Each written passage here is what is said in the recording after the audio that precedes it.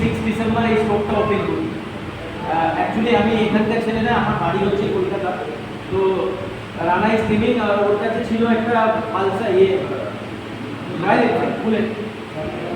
ও এসে বুলেট নিয়ে এসে দিয়ে বলছে ইমিডিয়েটলি খুব বেশি ডিসকাস করেনি, ফিনান্স থেকে নিয়েছিল। আর সব থেকে এক্সপেক্টেড যে আপনাদের সবার কাছে একটা কিউরিয়াসিটি থাকে যে আমরা কাস্টমারকে বলি যে স্যার ডেলিভারি 30 ডেজ পর, রাইট?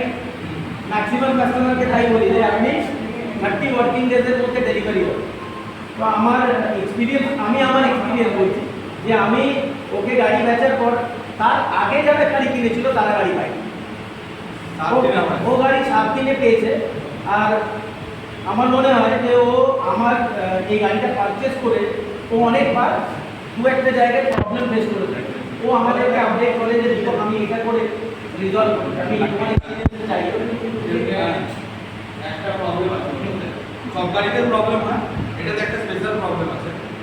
ভাবো কোনো বাম্পারে যাচ্ছে, তো নিচে স্ট্যান্ডটা লেগে যায়, তার সাথে সাথে নিচে ব্রেক ফ্লুইডের পাইপটাও হয়েছে।